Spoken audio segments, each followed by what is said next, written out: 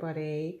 I wanted to chat about homeschooling and what's going on in the world, or at least in the UK at the moment, and what parents are being asked to achieve, and how completely nonsensical and ridiculous it is. And I just want to give my take on having home educated for a couple of years now, and I guess anecdotal evidence because I'm not a lecturer. I've done a degree in child psychology, so I have a good understanding of how the child mind works. But I find we all have a way of understanding that quite often is based around stories.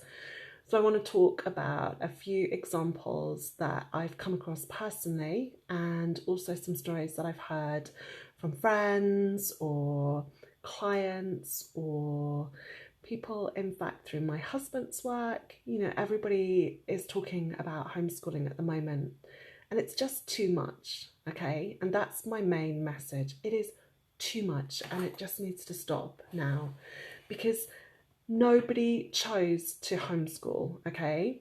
Me, I chose to. I chose to do that. Like, I made a massive life decision 2 years ago, most scary thing I ever did, and I chose to homeschool, okay? Pretty much everybody else didn't choose to do that, okay?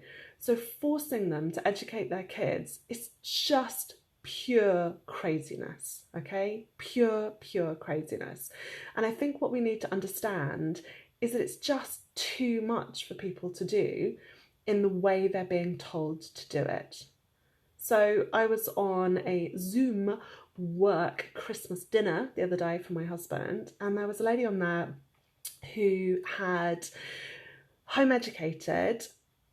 No, she's not home educated, she'd homeschooled in the last round. Okay, so we're in round 2, aren't we, of homeschooling. And in the last round, she lived on a farm, and she just went, fuck it, the kids are just going to work on the farm. So her kids worked on a farm for the entirety of the last school lockdown, and they learned so much. She said it was amazing. She was able to get on with her job as a lawyer, and the kids were really happy, and they learned tons and tons and tons.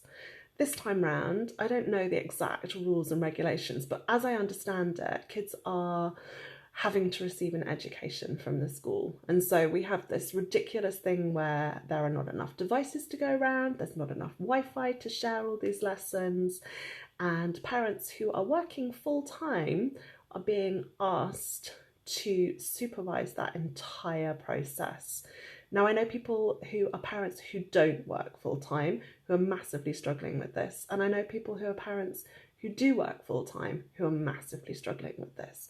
So I think the issue here is not time, okay? Shall we just throw time out the window?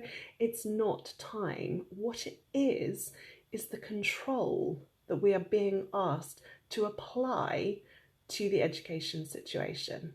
So we are being asked to control how the children are learning. This is where the big issue is. Now, as a parent and a home educator, I can tell you in no uncertain terms, you can force a kid to do things easily. You can take things away. You can punish them if they don't. You can do all of those things. But what you can't have is that and a relationship with the child. Okay, so we're in a pandemic. So forcing a child to do things massively detrimentally affects the relationship that you have with the child. Big problem. Big problem. Your relationship with your child is your number one priority right now. And secondly, your child doesn't learn anything from being forced to sit and do something. Oh, they're getting the basics. No, they're not even getting the basics. They really are not even getting the basics. And there was an article in the Times today, apparently, which complained about little Johnny's mummy sitting in the back of the Zoom prodding Johnny to try and tell him to say the answer that he already supposedly knew, and how this was infuriating the teachers. And I just, have every compassion with the teachers, because this is an impossible situation for them and they're being forced to do something they don't want to do. But my heart went out to Johnny's mum, because I just knew in my head that she had probably spent all of yesterday forcing Johnny to learn this very topic. She'd gone over it time and time again. And then the next day, with the teacher on the Zoom call asking that question, Johnny hasn't got a clue. And she's beside herself because she's spent so much time and energy invested in ensuring that Johnny does the work that has been set for him. And of course she's going to flipping prod him. She's nearly having an apoplectic fit in the background because her whole entire life has been thrown upside down and she's being forced to homeschool in a way she doesn't even understand, doesn't get. And then the teacher's going like, "Oh, Mum, can you shut up?"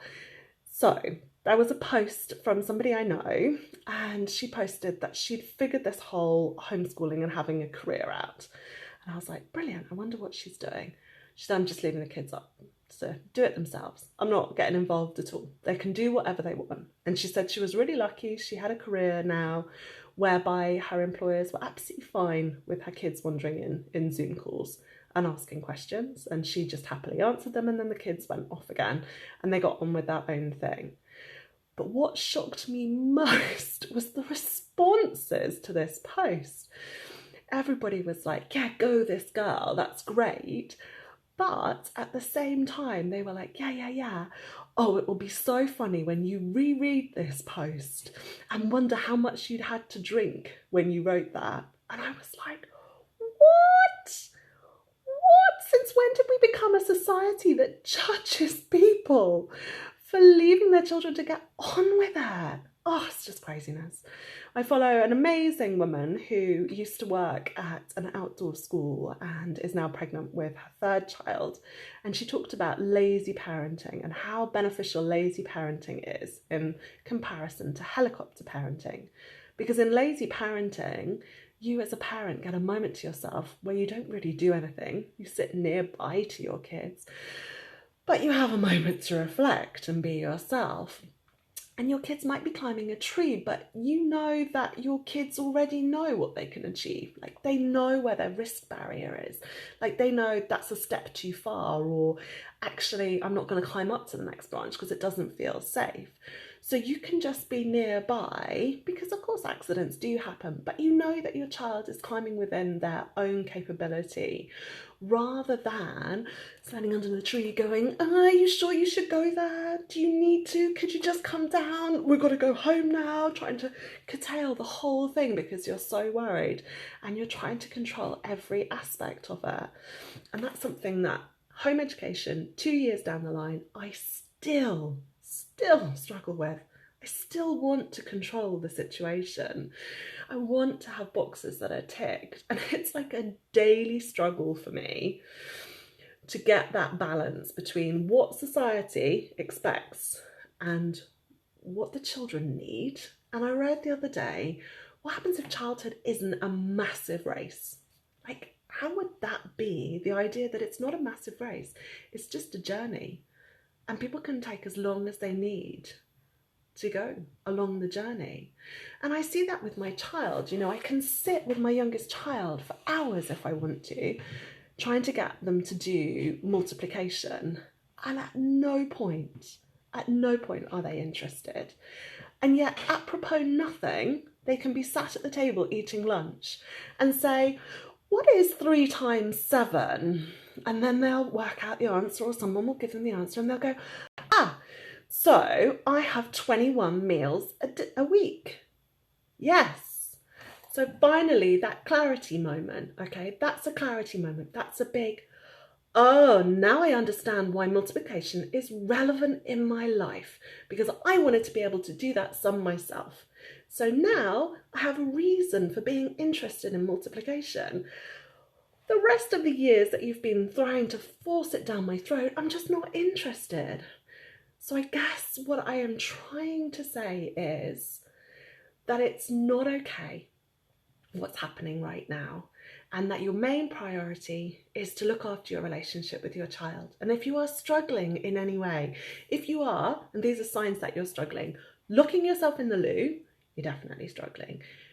Reaching for food, chocolate, alcohol, you're struggling, okay? So just give yourself a breathing moment. Have a look at what you're being asked to do. Maybe choose 1 or 2, or maybe Ask your child which ones they want to do. You know, no child is going to fall behind. There are hundreds of people who've been in wars, who didn't get educated for years, who are no further behind than any other person. Give your child the opportunity to decide what they're going to do each day. Yeah, sure, they can't spend it all on a computer or a TV, and basically just let them decide, you know, and take all of that pressure away from you, because it's too much. It's just too much to try and educate your child in the way that the system educates them, okay? You're not designed to do it. You're not designed to have that kind of relationship with your child where you're forcing them, okay? Because it's going to break the most important, valuable thing, which is your relationship with your child. So ease off a little on the force and maybe enjoy. I've got some good stories from when my child was at a primary school in reception and learnt to draw a bicycle. Now, the learning to draw this bicycle I witnessed because I was in school that day helping out, and it involved the child drawing only the back wheel, no other wheel, and every child who drew anything else on the piece of paper being remonstrated. So at which point my child stuck her hand over the piece of paper because she had not listened fully to the instructions and had drawn more than the wheel. Now, what was incredible about this learning to draw this bicycle was in dissecting the drawing of the bicycle and having the children draw each part separately, they drew incredible bicycles. But the process was awful.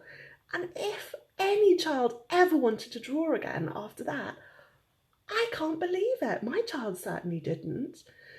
The art of drawing is supposed to be beautiful and fun and creative, and not for a reason, just because you want to do it.